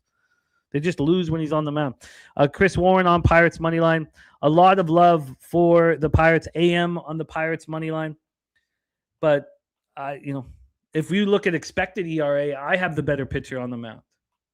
Burrows is a bulldog, and I think that he takes care of business. I would love to see the cash flow here. I don't know if they're not. It's not coming up. I guess it just shut down. I'll try pulling up website. I don't know if anybody else can get it, but let's see here. Yeah, nothing's coming up now. So I don't care about the cash flow that much. I'm on the Astros. Robert Franklin rolling with me, but a lot of love for the Pirates. Rod Zwack says Astros just lose with Burrows on the mound too. That's fair. Let's go with that. A ton of losing here. Now they've won more. They won 4-3 at the Rangers in his last start. They lost 4-1 at the Twins in the start before that. Lost 8-3 at home to the Mariners start before that. Before that, they won 10-0 at the Reds. So there is losing here. 3-8. But 2-2 over the last 4, and Burrows got the season off to a terrible start. So 2-2 over the last 4. If you're 2-2 over the last 4 for a baseball team that's way under 500, I'm comfortable with the situation. But I could understand that anybody looking at these 2 pitchers would think that there's a huge advantage with the Pirates on Bubba Chandler, and I don't feel that way. He just doesn't look right. And the Astros have a big bullpen advantage, but that's negated by the Pirates' ability to hit righties. So. All right. And there will not be a set show today. Okay. Thank you, Chappie. Thank you, my man. We understand completely. With the situation. We just love you guys so much. Love what you guys are doing, and our thoughts are with Dutch Boy Fresh here. Let's roll on. 9:38 p.m. Eastern. We have Rockies Angels at Angel Stadium. Tomoyuki Sugano going up against Grayson Rodriguez. Grayson Rodriguez is something I really believe in. Grayson Rodriguez is bet on. And I will invest in, and if I'm wrong, I am wrong. Now, there's an issue with me because I was a big believer when he came up. I believe he was 11th overall pick in the draft. Very highly thought of young pitcher. He looked very good for the Orioles. I backed him often with the Orioles. And then he had numerous arm injuries that, we didn't see him. We didn't see him in 2025. So he comes back in 2026. He was expected to be part of this Angels rotation from the beginning. It's not like he didn't make the team out of camp. He only had 2 rehab starts, and the Angels brought him up immediately. Now, the Angels have a very weak starting staff here. AM says Rockies money line plus 138, says Angels shouldn't be priced like this. Yeah. If you look at Sugano's stats, I mean, he's got the 7.56 expected ERA, which is horrific. But he's got a 4.01 ERA, 1.25 whip. And if you look at the stats from Grayson Rodriguez, I see this very differently. I see this as the Angels have to be bet, and they're really expensive because of Grayson Rodriguez. Every start, he's done better and better and better. And now I think you're going to see a really impressive performance today. His first start of the year, 3 2/3, 7 earned runs, 10-1 loss at home to the Dodgers, struck out 4, walked 4. His second start, May 22nd, 5 2/3, 7 hits, 4 earned runs at home versus the Rangers. Then his third start, 5 innings, 1 earned run, 5 Ks, 7-1 win at the Tigers. The Rockies aren't hitting righties. Now you could say the same thing about the Angels. So, and the Angels bullpen is not good, but 4.40 ERA, 1.49 whip is better than the Rockies bullpen, 6.35 ERA, 1.55 whip. The Angels bullpen's been bad all year. The Rockies bullpen has been horrific this month and just getting worse every passing day. So Robert Francis says Angels first 5 money line, can't trust the bullpen. That's fair. It's all fair. And I get why, one would think that the Angels are too expensive. I think they're this expensive for a reason. I'm on the Angels first 5 minus a half at minus 110. I'm on the Angels -1 at minus 107. And I think that after you guys watch, now look, we could show up here tomorrow morning and I say, look, I was wrong about Grayson Rodriguez. That was a tough start. But I think what I'm going to say is Grayson Rodriguez needs to be bet immediately as soon as the line comes out every 5 days is my expectation. And then maybe we should just focus on the first 5. Here, I took the full game as well because of the state of the Rockies bullpen. I mean, they're both just terrible, terrible bullpens. And if we want to go into bullpen usage here, because I did double up on this game, the Angels used Furman, they used Silseth, they used Severchon, and they used Yates. Now, all 4 of those pitchers did not pitch the day before. And the day before, Mitch Ferris threw 64 and Pomerantz 28 and Suter 8. Now, Suter's gone back-to-back days, but he only threw 3 pitches yesterday. But Suter's probably not able to go, which does hurt a little bit. He's surely a trusted component. And then when we get to the Rockies, bullpen usage here. When we get to the Rockies, we have yesterday they used Senzatella, who's been spectacular as a closer. Good God, it's crazy how good he's looked as a closer. Everybody else has looked terrible. They used Jaden Hill and they used Halverson. Herrera is now on the IL. So they have Maya, Bernardino, Keegan Thompson, and Bill Castano. I don't think we have our picture of Keegan Thompson. Keegan Thompson can pitch as well. He can't start. And we do have Keegan. Yeah, Keegan in full display. So Keegan Thompson is available out of the bullpen. And so Keegan could be used. All right, let's roll on here. So I've doubled down on the Angels. And I don't like when AM says this line doesn't make any sense. I don't disagree with him, but I made sense of it because I think Grayson Rodriguez is bet on immediately. And I think that's why this line is so expensive. But I could understand his argument. Let's roll on to the next spot on the board. Dodgers, Diamondbacks. I lost on the Dodgers -1 yesterday. And shout out to Irish King in the house. And Chris Warren said, be Rockies or nothing for me. Yeah, no, I get it. If you don't believe in Grayson Rodriguez like I do, then I would understand why you would want one-way traffic here. I've watched Grayson Rodriguez closely in his whole MLB career. I've watched these 3 starts. I'm also cheering for him, and I can also romanticize baseball, and that can get me into trouble. So I can understand both sides. AM says Lauer is going to get destroyed here. Diamondbacks are raking lefties, 267, 783 OPS. The Dodgers are raking righties, 254, 793 OPS. Both bullpens are pitching spectacularly well.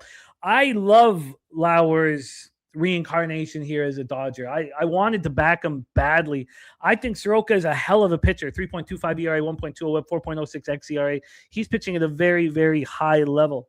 With all of this being said, I couldn't move on anything in this baseball game. Look at these bullpens. Now, the Dodgers bullpens looked a little weaker of late, and the Diamondbacks bullpens looked unbelievable. But if you go through the 30 days, it's similar. Oh, we do have the action up here from Wager Talk now for Odds Logic. In this game for the Dodgers, 69% of the tickets, 81% of cash on the Dodgers, 83% of the tickets, and 85% of the cash is on the over. And in that Davis Martin spot, by the way, 86% of tickets and 91% of cash on the White Sox. Why is this line not bigger or moving there? It's a very tricky to understand. For those of you thinking about being on the Blue Jays, you got 69% of tickets on the Braves, 67% of cash on the Jays. To me, it's a wonderful, wonderful spot. And the bigger bets are on Tyon and the Cubs. 52% of the tickets on the Athletics, 72% of cash on the Cubs. And by the way, you guys, 69% of the tickets and 86% of the cash is on the Rockies. So those of you who think that the line for the Angels is way too expensive and should be faded, the public agrees with you. I do not. So here with this line movement, there's nothing I could do in this game. The line I thought probably should open with the Dodgers a little bit more than a -109. So the move 8 cents towards them at -117 wasn't enough for me to pull the trigger. And then from a total standpoint here, it's opened up at 9 juice to the over. Now it's a 9.5 juice to the under, which isn't that big of a difference. So with all said and done, I am off here.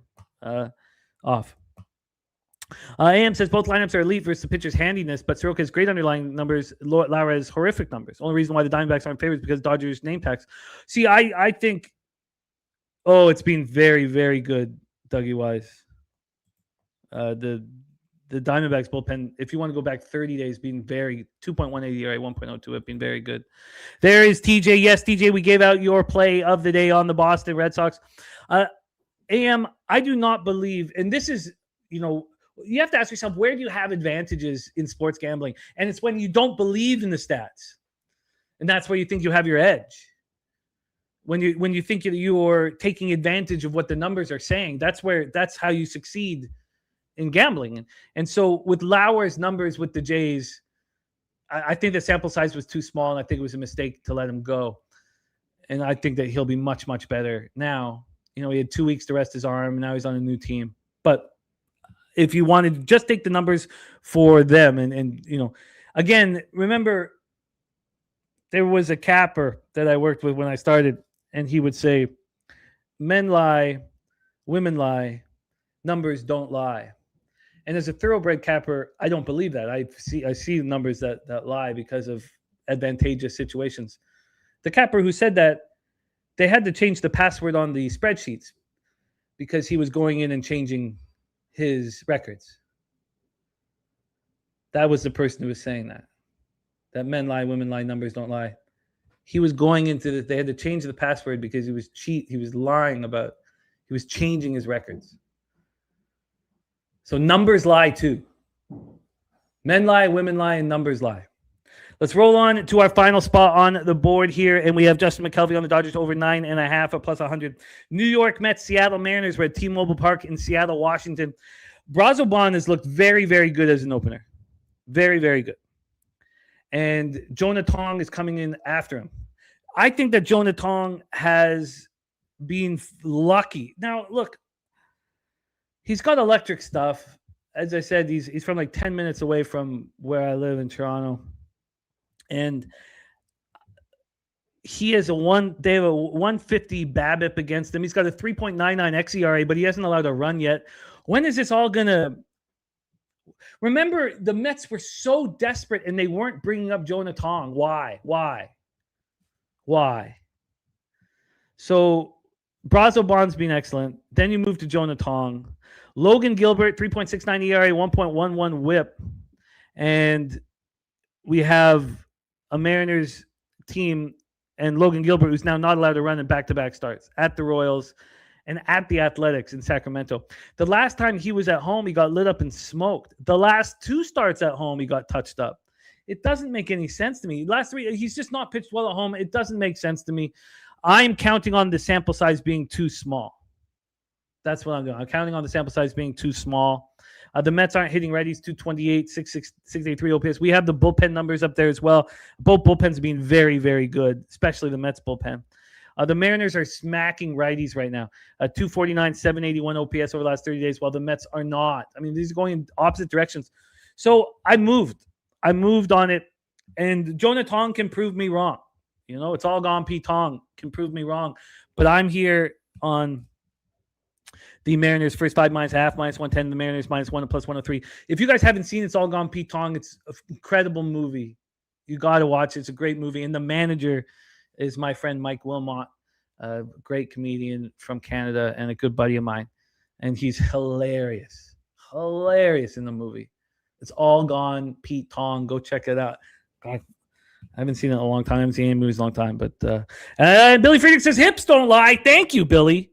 Thank you. All right, that is Major League Baseball here, and it doesn't look like there's going to be many additions. It looks like it's just focus on tomorrow's card, even though I will be with you guys at 5 p.m. for the closing line. White Sox money line minus 115. Brewers first 5 minus a half minus 116. Brewers minus 1 at minus 123. Astros money line minus 110. San Diego, Philadelphia first 5 over 4.5 minus 114. Blue Jays first 5 minus 101. I really like that bet. Athletics first 5 at plus 110. I really like that bet. Rangers first 5 minus 116. Texas St. Louis first 300. 2 at plus 102. Texas St. Louis under 7.5 at minus 120. Athletic Chicago under 7.5 at minus 110. Angels first 5 minus a half at minus 110. Angels minus 1 at minus 107. Mariners first 5 minus a half at minus 110. And Mariners minus 1 at plus 103. We have TJ on Seattle first 5 money line, and he is laying the vig here. So let's roll on here. And Robert Franklin saying rip to Coach Edelman, and yes, but I can only think of what's going on in our community with Dutch and with Robert Cherry, and so I'm not going to sit here and say anything about somebody I don't know. I wish his family strength and the best, but people I care about are hurting right now, and so I'm not going to. No offense, but I can't. Look, my thoughts are with Dutch, and my thoughts are with the Cherry family. Okay, let's get into the National Hockey League here. We have our guy, Just My 2 Cents, heavily believing that the Vegas Golden Knights are the team. Heavily believing that Vegas Golden Knights are the team. And I am heavily believing that the Carolina Hurricanes are going to win the Stanley Cup. And my confidence is growing. And game one, if Vegas doesn't win game one, it's okay. If you're a Vegas Golden Knight believer, I certainly wouldn't move, though. I would, if I wanted the Knights to win the series, I would only put maybe a half unit on it right now, because they are in a bad place here. There is no team since 1987. There's no team since 1987, when we moved to 7 games for each of the first 4 rounds and 16 teams in the playoffs, that's come into the Stanley Cup only losing 1 game. And they would have come into the Stanley Cup Finals losing 0 games if they weren't off for 11 days, the longest stretch between a round of the playoffs and the conference finals. I would say second round, but we had to go back over 100 years to find another team that had been off for 11 days before the conference final. I think that was because of an arena fire. This is the main point on this hockey game, and we don't need to spend too much. I'll go over the line movement and all that stuff. The main point on this game is all of a sudden it's the Knights that are rusty. They just took out the President's champions who were 26 points ahead of them in a sweep, and now they're rusty, and the Hurricanes aren't. Now, you could say that the Knights beat better teams than the Hurricanes, and I would tell you that I think the Senators could have beat the Mammoth and the Ducks. Now, again, we don't need to talk about that stuff. What's happened with the Stankoven, Taylor Hall, Jackson Blake line scoring the way they are and becoming a second line is that the Aho, Jarvis, Svechnikov line is a shutdown line. They shut down the best line on the opposition. The Hurricanes are bigger. And if you have Aho and Svech and Jarvis focusing on just shutting down Eichel. Now, look, the Knights have depth. The Knights are a really good team. This is no negativity towards the Vegas Golden Knights. But it's the Hurricanes' time, and it's Rod Brindamore's time. 4 times he's gone to the Eastern Conference Final. Now he finally gets to go to the dance. And what Taylor Hall and what some of these guys are doing is incredible to me. Incredible to me. So, Rod's wacky is a Canes minus 2.5 and plus 325. TJ says that he's not a trend guy, and he's not on why he's on Carolina heavy in game 1. But Stanley Cup Final home favorites more than minus 130 are 17-1 in the last 18. Rod's wacky says Carolina on the money line when they allow 2 or fewer goals. Carolina's record during the 2026 season 43-2. Chris Warren says weren't the Golden Knights better on the road during the regular season? Yeah, I mean, no. They weren't. 19, 14, and 8. So they won 19 games out of 41 in regulation. So no, they were under 500. So she says, do you see a defensive type of game? I think that the Golden Knights are going to have trouble scoring. I don't ever take the underdog team total under, but this would be a spot where you could do it. I'll just look at it here at 365 with the team total under Golden Knights under 2.5 minus 105. Wow. That's probably a nice price. Wow. Maybe that's my way of adding more money on this game. Yeah. Golden Knights team total under 2.5. I mean, I bet you I could get that at plus money at some spots. Let's see what it is over here at Penny. Penny has that team total under 2.5 minus 117. Wow. Wow. I need to bet this right away. Wow. And I will. I'm going to add the Knights team total under 2.5. I think it's going to be great hockey. I think it's going to be great hockey. I think it's going to be a fun Stanley Cup Finals. And again, I'm not. This is not me fading the Vegas Golden Knights. This is me being extremely, extremely impressed with the Hurricanes. Rod Brindamore has run such a tight ship. And yes, the Golden Knights have depth, and we went over a lot of the statistics, and the Hurricanes aren't scoring on the power play. So there's some concerns. And you got Dorofeev and Howden with 10 goals each. So the fifth team is Vegas is since 1998, 10 to the final with multiple 10-goal scores. The last team was the Oilers in 2024. Of course, they didn't win the Cup. But before that, the Capitals in 2018, Penguins in 2009, Red Wings in 2008. All those teams won the Stanley Cup.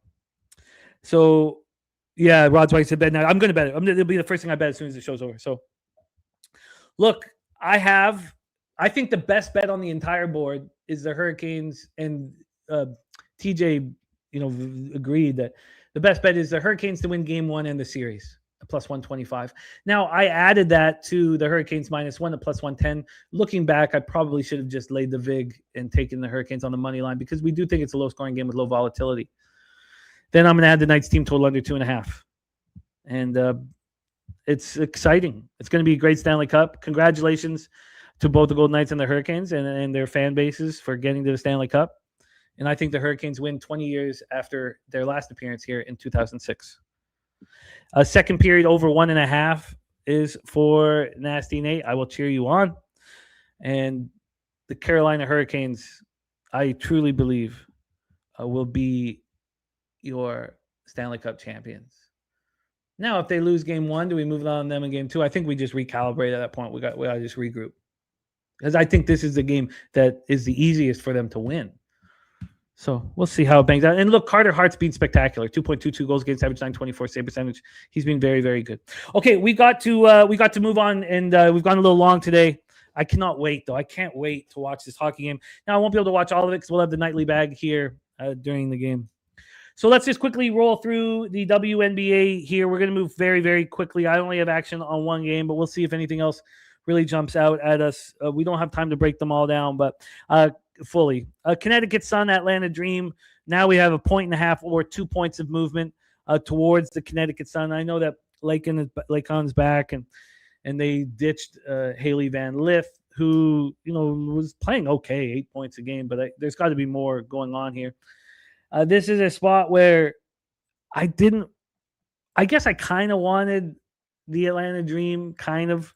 The Connecticut Sun are a bad basketball team, but they are better now with Layla back, and they're playing well. The Atlanta Dream coming off just destroying the Portland Fire by 20. This is the Commissioner's Cup, so they want to run up the score. The Connecticut Sun feel good about themselves in their first game back at home after that rough road trip, winning 84-81 versus Sparks team, missing Kelsey. So the whole thing, I don't want to be. I can understand this line move back to the Connecticut Sun. I believe it. We're sitting here 18-10 plus 6.92 units on the year, being very choosy with what games we've been betting. So I am off of this spot. Chappie in the house would love to hear your thoughts on these games. They were great. A WNBA capper. Let's move on to Sky Mystics. This line threw me for a loop. I guess it's coming back. Oh, no, it's not. Wow, now the Mystics are a dog. This one threw me for a loop. I mean, the Chicago Sky without Rickea Jackson have been terrible. Let's just go to the injury report here because it's got to be something here. How would the Mystics go from favorite to dog against this very, very weak weak Chicago Sky team that we've been preying upon for a record. It's Citron out with the foot injury. I'm astonished. I don't know how. And Swaggy saying, Rickea Jackson. They look great with Rickea. I mean, she was averaging 18.5 a game, but since she's been gone, look, they have good coaching. I'm curious to see what they do moving forward. You can't bet the Mystics with this line move here. So I am off on this one here. So next spot on the board, 10 p.m. Eastern, WNBA Commissioner's Cup, Portland Fire, Golden State Valkyries. The Portland here in this spot, we've seen this big move towards Golden State. A lot of people taking advantage of the situation because Golden State coming off that loss against the Aces, probably an angry group sitting here at home. The Fire coming off a really big win on the second half of a back-to-back versus the Fever at home. The second half of a back-to-back after a team gets crushed is just money in the bank, as you guys have seen. And Chappie saying, I'm not great at props, but Jackie Young over 16.5 points seems like a look. She had 0 points last time, and the Sparks have the worst defense in the W. Says his total moved down a lot. So in this spot, we saw this go all the way to 9.5. I think the tricky thing with the Portland Fire is they're clearly more than the sum of their parts. Are the Valkyries going to smash and grab? I mean, the market is telling us they are. That's all well and good. I'm off the spot. I am on the Las Vegas Aces, though, because they don't care that Kelsey Plum's hurt and not in the lineup. They hate the Aces. Now, they despise Kelsey Plum. Of course, she was a big part of the Aces years ago. And this line's moved towards the Aces. Now, the Aces are coming off an impressive victory versus Golden State. But this is the Commissioner's Cup. And the last time they faced the Sparks came into Vegas and beat them 101-95. Now, Kelsey Plum scored 38 points. I think Vegas drops the hammer here. I think they want everybody to know. I should have got the 7. Unfortunately, I got a 7.5 minus 105. I was just kind of lazy. But I really like the Aces here. Justin McKelvey got him minus 7.5. Xander Lassini for Chill Will over 7.5 points and minus 120. Stacks play today. Number 2 is Gabby Williams, 15 plus points. Chappie Funk says he's waiting to take the Aces first quarter, maybe first half too. I get that. I know it's the Commissioner's Cup, but the Aces coming off a big win like that does. I'm just going to keep it clean here. I'm on the minus 7.5, minus 105. And that's my only action here on the WNBA card. Let's do a quick review of our specialty bets. I think the best bet on the board is the Carolina Hurricanes. The solution on Asia Wilson double. Let's talk about action here. We're thinking of Josh Witt with going through surgery right now. So our thoughts are with you, Josh. Positive energy sending your way, healing energy. Our thoughts are with our friend Dutch Boy Fresh, as we have talked about off the top of our shows. And it's a tough time. And, of course, Dutch will lead his family through this tough time, lead by example. But it's not going to be easy. So if you get a chance to reach out to Dutch and tell him that you love him, it's a really important time to do that. And our thoughts are with Dutch and his family. And send love, send strength. There's nothing anybody can say to make this easier. It's going to be very tough and dark and sad.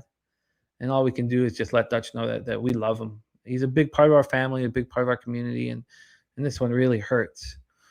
So if you can get a second to let Dutch know that you love him and you're thinking about him, it's an important time to do so. Action from Cappers in the chat. Ron Crawford spreadsheet play today is the Atlanta Braves. Spooner last night gave us the Rays minus 133, Red Sox minus 125 in the under 8, and White Sox Twins. Stacks play today number 1, Padres Phillies over 8 minus 115, and Gabby Williams 15 plus points at minus 115. Nuke Worker play today. Gamma Ray play today is the Canes puck line at plus 170. There's our guy Johnny Redbeard in the house. What up, JRB? Free bands play today from Dougie Wise is the White Sox minus 118. We talked about our feelings for Dutch Boy Fresh. Please also send that love to our friend Robert Cherry. Robert Cherry's sister died on Friday, and it's important for our friends and people we care about that are going through really difficult times to know that they're loved. You know, these things that they're going through are so tough, and just to know that they're loved is helpful, because you got to find the light through the darkness. And we're all going to be in situations like this where you got to find the light through the darkness. And it makes it a little easier to find that light if you know that you're loved and that you're not alone. It's important that we let our friends who are struggling and battling right now to know that they're loved. Just my 2 cents. Stanley Cup future is the Knights. TC and I going heads up on this one. His play today is the San Diego Padres at plus 110. 9 legacy flank stake play today is the Vegas Golden Knights money line. Coin is on the under 5.5 in that Hurricanes game. Robert Cherry, our friend Robert Cherry here, take it to the bank. Parlay today is Boston minus 1.5. Yankees minus 1.5, Braves minus 1.5, White Sox minus 1.5, Knicks plus 4.5, and the Hurricanes minus 1.5. That'll be a huge score. A Philly Eagle Flyer tied after second inning, he banks off of these bets. So he's tied after second innings. Braves game plus 168, Brewers game plus 140, Mariners game plus 160, Rangers game plus 140. He's leaning towards that Philly spot at plus 176. And he likes the first period and full game draws in hockey tonight. Taint play today is the Yankees minus 1.5 at minus 110. And DC Cappers Bookie Buster play days the Boston Red Sox. Thank you guys for your support here. We love you guys. Dougie Wise, tell me you didn't just say that. Robert Franklin, Fat Wally, Geo Bed, Chappie Funk, Johnny Redbeard, Swiggy on the 1s and 2s. Thank you so much for your hard work behind the scenes. Chill Will, love to Uncle Mark and Little Domo. Swaggy McNolegs, thank you for rocking with us. Adam Beck is on the Knights under 2.5. I'm going to bet that right now, Adam. Hopefully it's still there. Rod's waxing bet it now. Thank you, Rod. Elio, my man. DC Capper, Irish King, Robert Franklin, Philly Eagle Flyer, TJ, Chris Warren. Thank you guys so much. And let's go get this cash. And also, I think it's important to take advantage of the moment as much as possible. And if you love somebody, tell them right now that you love them. I'm Evolves Pub Sports Radio. Let's get this money. Leche. Hey, los bookmakers. Milk that shit. Milk that shit.